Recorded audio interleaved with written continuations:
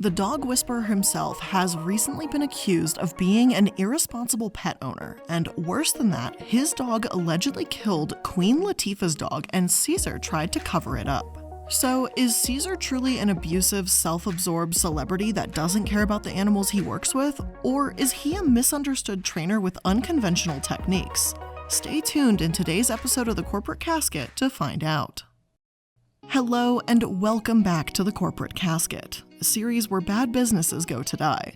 And today, we're not just talking about a corporation, but an individual behind that corporation, Cesar Millan, otherwise known as the Dog Whisperer. Today, we'll start by talking about how Cesar Millan got his start, then we'll get into his methods. And as a warning to anyone listening, animal abuse will be frequently discussed throughout the episode. So if that's not something you can handle today, or just generally know that this is going to be disturbing, please feel free to click away. For those of you still here, let's get into it. Cesar Millan grew up in Sinaloa, Mexico, working with farm animals. From a young age, Cesar knew he wanted to be a dog trainer, but not just any dog trainer, but the best in the world. When he was 21, Cesar Millan came to the US by illegally crossing the border, something he's open and honest about during interviews, and he did legally become a citizen in 2009. Once across, Cesar took any job he could get before eventually landing a job as a dog groomer. Apparently, it was his zen-like demeanor, even with the most difficult of dogs, that caught the attention of actor Jada Pinkett. This opened up a world of celebrity dogs to Cesar, leading him to training celebrity Will Smith's dog in the 90s. Cesar opened up a dog psychology center in Los Angeles, and in 2002, the Dog Whisperer was pitched to National Geographic. His tactics are about rehabilitating dogs and training owners, and honestly, I agree with that sentiment. Owners need just as much training, if not more so, than dogs do. The show became a #1 hit on National Geographic, and Cesar became a pop culture icon watched by dog owners and non-owners alike every Friday night. It's said that National Geographic even signed him up for an unprecedented 35 more episodes fairly early on. Cesar had DVDs and books coming out. He was soaking up the limelight and finding massive success. His first book, Cesar's Way, became a bestseller, and as time went on, even more hit shows followed, such as Cesar Millan's Leader of the Pack, Cesar 911, and Cesar Millan's Dog Nation. He even had his own magazine as well, and joined forces with TV veterans Sid and Marty Krofft to make a Nick Jr. show, Mutt and Stuff. Of course, not everything was perfect behind closed doors. In 2010, Cesar lost most of his fortune in bad investments. His wife left him, and his pit bull passed away. However, Cesar was able to gain back his fortune, expand his show internationally, and write a new book, retaining his reputation as one of the most famous, if not the most famous, dog trainer in the world. Now, regardless if you love, hate, or feel indifferent about Cesar Millan in general, it's not hard to see why he's gained so much popularity in the first place. I watched an episode of Dog Whisperer in full featured on Nat Geo Wild's channel, and I have to admit, it was pretty entertaining. Granted, I am a dog lover to begin with, but who doesn't love seeing an adorable doggo go from being aggressive and scared to happy and loving? Of course, there are a few questionable moments, and I understand the disclaimer of don't try these techniques at home without consulting a professional before the episode, but the way Cesar talks about pack mentality and being the alpha throughout the show kind of rubbed me the wrong way.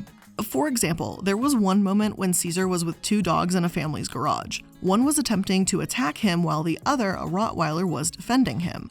By Cesar's own admission, he used the Rottweiler to defend him, letting the second, smaller dog continue to be aggressive. He says that you have to understand the pack concept to see what he was doing, creating a 2-against-1 scenario. Watching the scene, it genuinely looked as if he was intimidating the smaller dog by towering them, blocking them, and eventually pinning them to the ground by the neck. Wouldn't this just make the smaller dog lash out? Couldn't this cause a dog fight? Like, even though I have my own dog, Casper, I'll admit I'm not a dog behavioral expert, not by any means. So with that in mind, let's get into Cesar's training techniques and why this may not be up to par, according to some of the experts in the field. So first of all, there is no alpha. David Meach, a scientist and wolf researcher, breaks down why this is. His website writes, The concept of the alpha wolf is well ingrained in the popular wolf literature, at least partly because of my book, The Wolf: Ecology and Behavior of an Endangered Species. Written in 1968, published in 1970, republished in paperback in 1981, and currently still in print, despite my numerous pleas to the publisher to stop publishing it. Although most of the book's info is still accurate, much is outdated. We have learned more about wolves in the last 40 years than in all of previous history. One of the outdated pieces of information is the concept of the alpha wolf. Alpha implies competing with others and becoming top dog by winning a contest or battle. However, most wolves who lead packs achieve their position simply by mating and producing pups, which then became their pack. In other words, they are merely breeders or parents, and that's what we call them today: the breeding male, breeding female, or male parent, female parent, or the adult male or adult female. In the rare packs that include more than one breeding animal, the dominant breeder can be called that, and any breeding daughter can be called a subordinate breeder. Funny enough, his site even links to an Adam Ruins Everything episode about this very topic. I highly recommend checking it out if you haven't seen it, but the point is that David Meach, the scientist who literally wrote the book on alpha wolves, admits that he was wrong. He was studying parents, not pack leaders. Plus, even though his research has, in essence, been debunked, Cesar Millan continues to promote this line of thinking to this very day. As of writing this, I was actually able to go on Cesar's own website and find a page that reads "How to Tell Which Dog is Alpha." Cesar claims that there are 3 positions in a pack: an alpha male and female, with betas subservient to them, and omegas being subservient to everyone else. Cesar describes them as being the front, middle, or rear of the pack, and goes on to add that humans need to be the pack leaders. His advice to owners with 2 or more dogs is to not only know which dog is which, but reinforce these positions by doing things in pack order: walking, feeding, and giving attention to the alpha first, then the betas, and then the omegas. According to Cesar, this will reinforce the dog pack hierarchy and keep an alpha from being insecure, which could lead to aggression. Cesar also said this early on in his career, and in a 2009 interview stated, "What people most often do is humanize the dog, and from that point on, they're going to practice human psychology on a dog. And when they really want the dog to listen to them, the dog is not going to, because this is not the dog's state of mind." In other words, following dominance theory is the only way, which involves finger jabs to the abdomen, alpha rolls, rolling a dog over onto its back, and even choke collars if needed. I might understand this kind of mistake in the beginning of his career, or from a beginner dog trainer with a small audience. However, I'm far from the only one to call Cesar out on this misconception. Critics argue that Millan isn't teaching owners how to train their dogs, but simply to put them in a state of helplessness. A 2009 review in the Journal of Applied Animal Behavioral Science said that aggression and other behavioral problems aren't a result of dominant behavior by the owner, or any sort of alpha status, but instead are a result of fear. Cesar's confrontational methods actually tended to result in more aggression and self-defense from the dogs in this study because they were lashing out. The American Humane Society went as far as to call his methods inhumane, cruel, and dangerous, and said that they were especially disturbed when Cesar used shock collars, pinned dogs to the ground, and tightened their collars. They wrote, "Several instances of cruel and dangerous treatment promoted by Millan as acceptable training methods were documented by American Humane, including one in which a dog was partially asphyxiated in an episode. In this instance, the fractious dog was pinned to the ground by its neck after first being hung by a collar incrementally tightened by Millan. Millan's goal of subduing the fractious animal was accomplished by partially cutting off the blood supply to its brain." Around the same time, a New York Times article came out referring to Cesar Millan's show as a pack of lies. Mark Durr, the article's author, also called out National Geographic for presenting dog behavioral issues and social structure as a one-size-fits-all approach to dog training.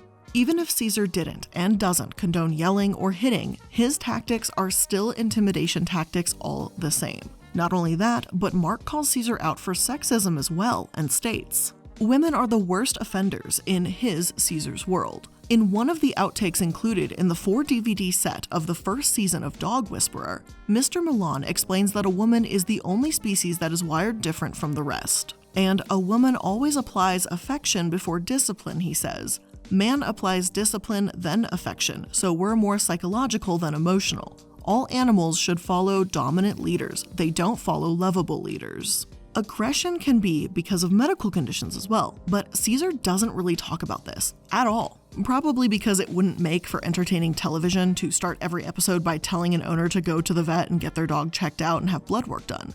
Instead, it's Cesar's quick fixes that make for good television, even if his actions are blatantly opposite from what animal behaviorists teach.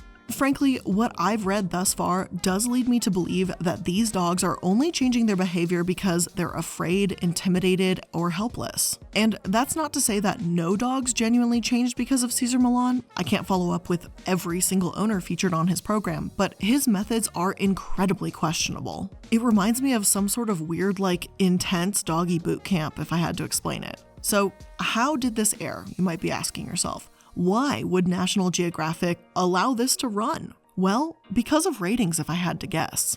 The thing is, National Geographic did have someone review Dog Whisperer even before it aired. Andrew Lucier, an animal behaviorist and diplomat of the American College of Veterinarian Behavioralists. Not only did Andrew unequivocally denounce Cesar Millan's techniques, but he explained in great detail why they were harmful, and National Geographic apparently ignored him and aired the show anyway.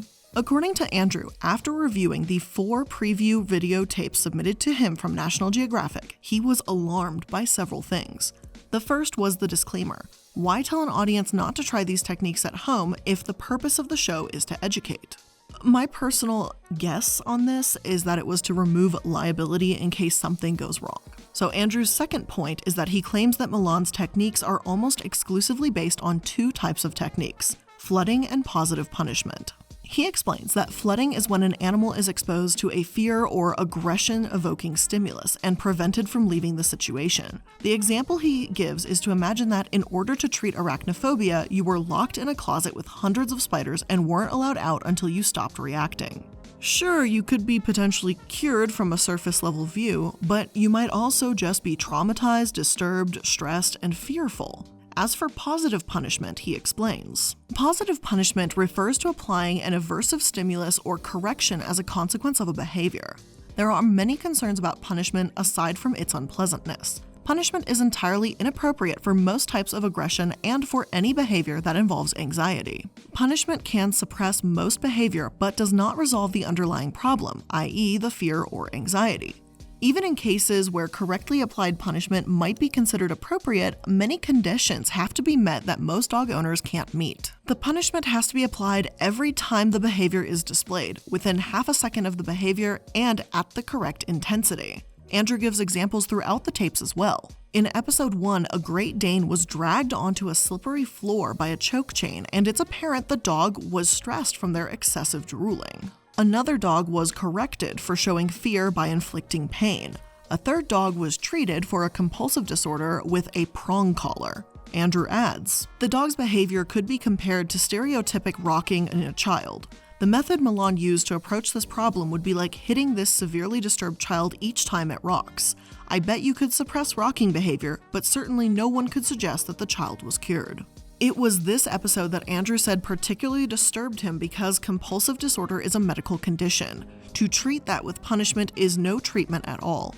He theorizes that the title itself was probably a play on the existing show Horse Whisperer, even though the training techniques in that show are based on what Andrew calls an understanding of equine behavior. Whereas Cesar, on the other hand, does anything but whisper. Instead, Cesar is the dog screamer. Andrew summarizes his statement by claiming this show would be a major embarrassment if aired, and it would be a blow to the efforts of the dog training community that tries to eliminate cruel techniques. National Geographic simply didn't care. They obviously aired it anyway, made quite a pretty penny from it, and ignored the advice of experts. As angered as I am by Cesar Millan, I am just as infuriated with National Geographic for giving him a platform.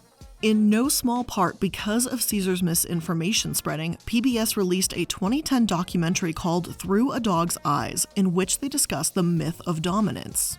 Some trainers and behavioral experts even claimed that they were hired to undo the damage Millan's TV devotees have done to their dogs, proving that his tactics are damaging. The American College of Veterinary Behavioralists called his techniques dangerous. The International Association of Animal Behavior Consultants worried that children may attempt these techniques and be injured. And an ASPCA spokesman called them outdated. The list goes on and on. While I try to be understanding of mistakes because no one is perfect after all, National Geographic was very keenly aware that their show was not condoned by experts and aired it for profit anyway.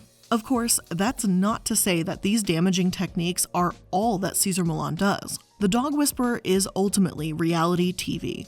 National Geographic may, and likely do, cut any boring parts of training that have to do with time and patience because it doesn't really make for good TV. But do you know what apparently does make for good TV? That's right, Cesar Millan pinning an aggressive dog down to the ground and watching this dog just squirm and be very uncomfortable with the situation. Still, that doesn't really make what they are promoting to the public any better, and it doesn't make the techniques demonstrated more acceptable just because it was for views or for money and it was just entertainment. These were still real dogs. Just to briefly present another side of the story here, LeGrice, an editor of Millan's magazine, said, quote, "A lot of the dogs Cesar works with are animals that have been allowed to get so far out of control that they face being relinquished to a shelter or worse, euthanized. If you establish yourself as pack leader in order to turn around a dangerous dog rather than see him put down, that seems a decent bargain from the dog's point of view. I cannot, in my wildest dreams, imagine Cesar ever being cruel to an animal." So, is it alright to potentially make a dog feel helpless if it means saving their life? Cesar Millan has done some good, and I won't deny that. He advocates against puppy mills, tells owners that they are responsible for their dogs, says chaining dogs is awful, and insists dogs need structure in their lives. Even articles that criticize him don't necessarily call him an awful person, and quote Cesar as saying, "My way is not the only way." Sure, it could be that Cesar Millan just uses outdated, dangerous techniques in an attempt to stop a misbehaving dog from continuing behavior that gets them put down.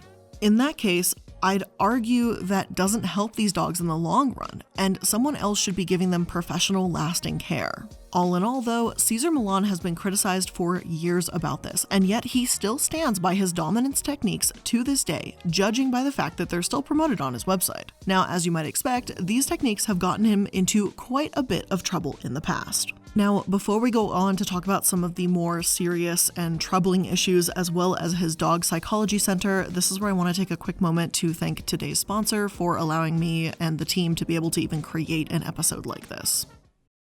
You know when a friend gives you the perfect piece of clothing because they thought it was just so you that it's perfect? Well, why can't we all have a closet full of that? A closet that just screams you. With Stitch Fix Freestyle, it's just a shop that is built for you. And if you're following my Twitter, you probably know that I think it was maybe last week or a week and a half ago, I was going absolutely crazy because Stitch Fix updated their sweaters and they had a bunch of new sweaters available, and I just absolutely lost my shit and my poor bank account just felt the pain. And Stitch Fix is easy because you can shop like two ways with Stitch Fix, right? Which is what I learned, which is terrible for my bank account. And I probably shouldn't tell you because it's going to hurt y'all too. But you can do their subscription boxes, which is what I like doing. And normally I tell them just give me sweaters anyway. And you can customize it. You pay $20 for the styling fee and that's it. Or you can also go through their app when you have your account set up or whatever, and you can look through individual pieces that they've customized that they think you'll like based on like the style quizzes you take. And when I saw sweaters, I lost it. So that's how this occurred, this whole situation where I bought a ton of sweaters. The point is, fall is here. If you're not into sweaters or you're only into it seasonally, now is the time. Get started today by filling out your style quiz at stitchfix.com/casket. That's stitchfix.com/casket to try Stitch Fix Freestyle. stitchfix.com/casket. Now, carrying a balance on a high interest credit card every month can make things really, really stressful. It feels like you're pushing a rock up a mountain and that thing is just sliding back down and it is snowballing every month. It never looks like you're going to be able to pay that baby off. But thankfully, Upstart is here and it is the fast, easy way to pay off your old debt with a personal loan, and you can do it all online. Rather than looking at credit scores alone, Upstart offers other factors. They take a look at your income, current employment, and credit history to find a smarter loan rate for you. So if you have a bunch of credit cards or a bunch of debts and you just want to consolidate them into one easy payment, Upstart can definitely help with that. So if you want to find out how Upstart can lower your monthly payment today, make sure you go to upstart.com/casket. That's upstart.com/casket. Don't forget to use our URL to let them know we sent you. Loan amounts will be determined based on your credit, income, and certain other information provided in your loan application. Upstart.com/casket.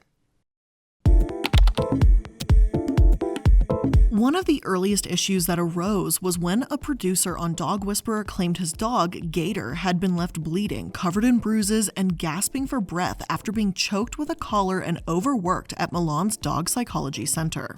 Yeah, remember that center Cesar founded ages ago, even before he became the dog whisperer? Well, given that it had his name on it, it makes sense people would trust it. Tragically, Floaty Suarez said the medical bills for Gator were more than $25,000, and that's how severe his dog's condition was. The lawsuit claims that Suarez's 5-year-old dog had a choke collar placed on him for the first time before seriously being overworked at the treadmill. The lawsuit claims breach of contract, fraud, animal cruelty, intentional infliction of emotional distress, among other damages. Though this case was eventually settled, what I found particularly interesting was there was apparently a claim from the Today Show at that time that this was the second lawsuit filed against Millan in only a week's time. After doing a bit of digging, I was able to find another lawsuit against Cesar Millan from 2006 when he was sued for $5 million for copyright infringement. Makeda Smith of Jasmine Public Relations and her partner Foster Corder of Daughters to Feed Films filed the suit. According to Smith, she met Millan in 1999 after being introduced to him through her personal assistant, Love Barnett, at the time. A well-respected industry veteran, she took Millan under her wing, imaging and branding him as the dog whisperer up until 2004. Within a month of introduction to Millan, she recruited business associate Foster Corder, who conceived, produced, and directed the original pilot for the show they named The Dog Whisperer. Apparently, these defendants attempted to produce their own Dog Whisperer show, but Millan abandoned them and went on to negotiate with National Geographic without them. I wasn't able to find a resolve to this lawsuit, but my best guess is that it was either dropped or settled out of court. Therefore, I have absolutely no way of saying how true these claims are, but if there is any truth to them, then I agree it's disgusting that Cesar would drop the very people that gave him such a successful career in the first place. As for Gator and the Dog Psychology Center, the DPC continued operating, even gaining a second location in 2014. On their About Us page, they mention how Cesar Millan is truly the pack leader you've imagined. And they share a 45-minute video all about Cesar Millan's brilliant journey.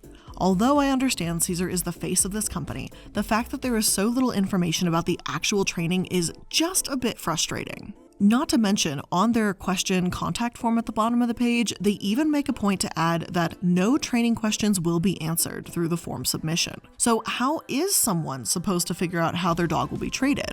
Looking at almost any other random dog training website with classes will give me more information than this one. One in New York says they use positive motivational training and they explain the goals and classes available for each dog. Another location about an hour and a half south of Denver in Colorado Springs is called House of Dog, and they write, "We use positive reinforcement-based dog training methods and the least intrusive methods nurturing the bond with your companion animal. We don't use aversive stimulation, fear, positive punishment, negative reinforcement-based methods. We find them unethical, inefficient, ineffective when working with your companion animal. These methods come with behavior risks like fallout, flooding, shutting down, and deteriorate the human-animal bond. We are also very passionate about pet overpopulation and the plight of homeless dogs. Having extensive experience working with rescue animals, we know that the right training and behavioral change programs help these animals find and keep their forever homes. We also strive to keep current companion animals in their current homes." They also have a mission statement, blurbs about their classes, and other information so readily available. So how come Cesar's Dog Psychology Center tells me virtually nothing about them and instead just goes on and on and on about Cesar? As a dog owner, I'd want to know where I'm bringing my beloved pet, especially after what happened in 2006. Now, I could be reading too deep into things, but this just struck me as a bit odd. But this isn't the end of the issues with DPC. About a decade later, new allegations around Cesar Millan's center formed, though of a different nature. In 2015, a lawsuit was filed that claimed a DPC dog, Gus, had attacked a woman named Allison Bitney. The attack occurred in September 2014 and was so intense that it left her without feeling or function in her left hand. Her injuries included disfiguring open wounds and deep muscle and tendon lacerations, in part because Gus is no small dog, but an incredibly strong and vicious pit bull. This isn't to say that all pit bulls are vicious, and far from it. Pit bulls get an incredibly bad reputation simply because, as the ASPCA explains, dogs can be selectively bred or trained to develop aggressive traits. Pit bulls are, unfortunately, one of those breeds that have been bred for their fighting ability, but if they're raised right, they can be incredibly loving, sweet, and gentle dogs. Please do not come away from this episode thinking that pit bulls are awful. Gus was simply failed by his humans. He had a poor upbringing or potential illnesses that were just not attended to. Now, while you might be thinking, hey, maybe this attack was provoked, the trouble is that Gus has a violent history. This allegedly started as early as February 2013 when Gus attacked a trainer named Amber Rickles after a woman surrendered Gus with a warning that he was nervous, growling, and doesn't like children. Staff at the previous facility called him glassy-eyed and said they were too scared to handle him. According to my source, during a 20-minute attack, Bitney says, the dog bit Rickles on the right arm and then latched onto her left breast when she tried to put it in a kennel. With the pit bull still attached to her left breast, Miss Rickles backed into a laundry room where the dog released his grip, enabling Miss Rickles to close the door, the complaint states. The pit bull then broke through the door and attacked Miss Rickles a third time, latching onto her left arm and breaking it in 2 places. 3 men eventually pulled Gus off Rickles. Over the course of a week, Rickles underwent reconstructive surgery. She had a plate and pin inserted into her left arm and needed more than 50 stitches for her wounds, the complaint states. Bitney says Rickle was left with disfiguring scars and permanent physical limitations.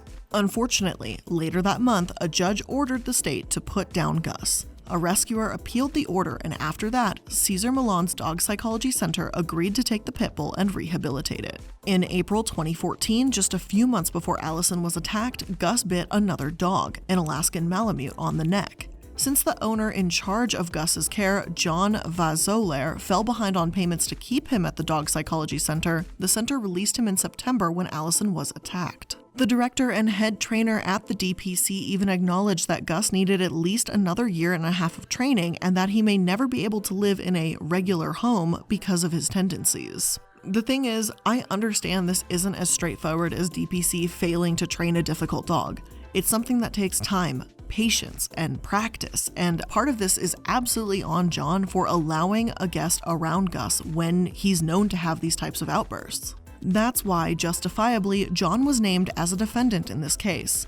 However, what is clear is that Cesar Millan claims he can fix any dog quickly. His methods supposedly always work, and his center released Gus long before he was ready.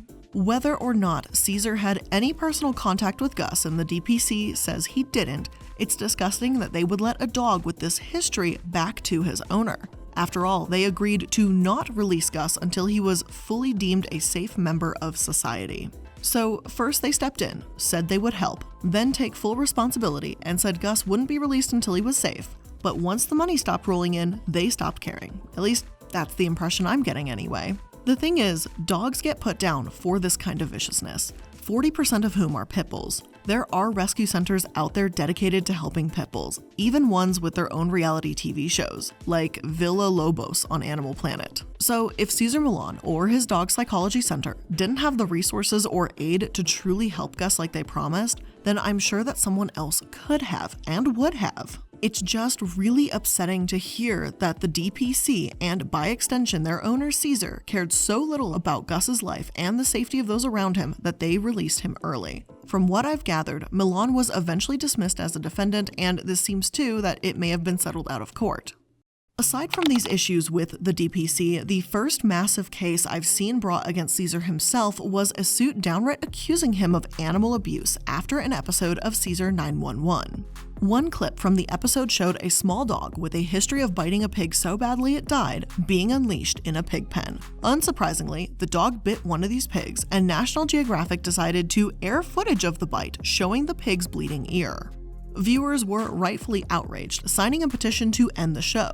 National Geographic claimed that the pig had been nipped and was tended to immediately and healed quickly, and that it showed no signs of distress. And I definitely don't believe that last part, considering that you can hear the pig squealing during the attack. But even if this was a minor attack, the fact that an animal was hurt at all was upsetting for many. Eventually, Cesar Millan was cleared and vindicated after an animal cruelty investigation. Millan reacted swiftly and effectively. The injuries to the pig looked worse than they truly were, and veterinary care was immediately given, according to the reports. Of course, this isn't the absolute worst of it. While all this is important context to understand who Cesar Millan is and how he operates, what caught my attention was recent news that broke in September 2021, revealing that Cesar may have covered up the death of Queen Latifah's dog. And before I dig into this, I want to note that this lawsuit only broke a week before I began working on this script. As lawsuits take a lot of time, I may have an update in a year or two. Maybe this is something that will be quietly settled out of court. Maybe it will be debunked. It's all too soon to say. But as of right now, I found the case really interesting and wanted to break down the allegations. Strangely enough, the case isn't actually filed by Queen Latifah at all, but by Lydia Matus, who claimed that Millan's dog Junior bit her 4 years ago while it was unleashed and roaming the halls of an LA office building where her mom worked. Because of her severe injuries, she's left with physical and emotional pain, and though she's been a star gymnast scouted by universities, she could no longer compete. Within these allegations, Matus says that this same dog also killed one of Queen Latifah's dogs, and Millan and his team covered it up. Even though this case has undoubtedly been filed, some sources I see being quoted are TMZ and other tabloids, so I'm not exactly sure how much to trust the news that we're getting about this. The New York Daily News also reported on the topic and wrote, "One of the incidents cited in the complaint involved one of 2 dogs Latifah had brought to Millan's Dog Psychology Center, a dog training facility popular among celebrities in Santa Clarita, California. Junior apparently mauled one of those dogs to death, but Millan directed his staff to tell the singer and actress that the animal had been struck by a car, according to the lawsuit. Millan's lawyers said the famous dog trainer was not aware of the incident and is not responsible for Junior's attack on Matus because she knew of the danger and assumed the risk of being bitten, according to a formal response to the accusations. The document also accuses the plaintiff of negligence and fraud. The woman said the dog repeatedly bit her legs in 2017, leaving her with serious injuries, physical and emotional pain, as well as embarrassment, loss of self-esteem, disgrace, humiliation, and loss of enjoyment of life, according to the lawsuit. It seems as if Matus may have been aware of Latifah's dog's passing after her attack because the office her mother worked in was one of Cesar's. Other sources have claimed that she only knew Junior was dangerous at the time of her attack because of the Queen Latifah event. If the attack happened in 2017, though, that would mean Queen Latifah's dog passed away before then, which isn't the case. After a painfully long scroll through Instagram, I was able to learn that Queen Latifah's 3.5-month-old dog Kiwi did pass away in February 2018. She did not specify in the post how he died, but people have been commenting on that post saying that this is the dog Junior attacked. We also know for a fact that she was leaving her dogs in Cesar's care because she also made a Twitter post the month prior claiming that her dogs were going to be training with him. Cesar's dog Junior was 15 years old when he passed away in the summer of 2021, and although Junior may not be around anymore, Cesar should still be held accountable for his actions if this is true. I also was able to find evidence that Lydia was a gymnast all the way up until 2017 because her scores are available online. And sure enough, even though her scores go back as far as 2008 to 2009 season when she was only 6 or 7 years old, the scores abruptly end after the 2016-2017 season. So I think you can safely imply that she was no longer competing after the 2016-2017 season. So again, though I can't 100% claim that this entire story is true, there are pieces that fit. Queen Latifah's new puppies were training with Cesar. One of them passed away, seemingly quite suddenly and unexpectedly, due to causes she didn't reveal about a month after they started training. Lydia was a gymnast up until 2017 when she stopped competing out of the blue. It's definitely suspicious, but that's all I can say about this case for right now, because so much is still alleged. All in all, I definitely want to keep my eye on this lawsuit and a possible conclusion, and I'd love to hear what you think as well. Given Cesar's history, do you think this is possible, or could this just be some kind of misunderstanding? But with that being said, that's where I'm going to end today's episode of The Corporate Casket. Thank you so much for tuning in. Make sure to subscribe with notifications on to make sure that you never miss another Corporate Casket. Again, thank you for spending just a couple minutes of your time with me here today, and I'll see you in the next one. Bye!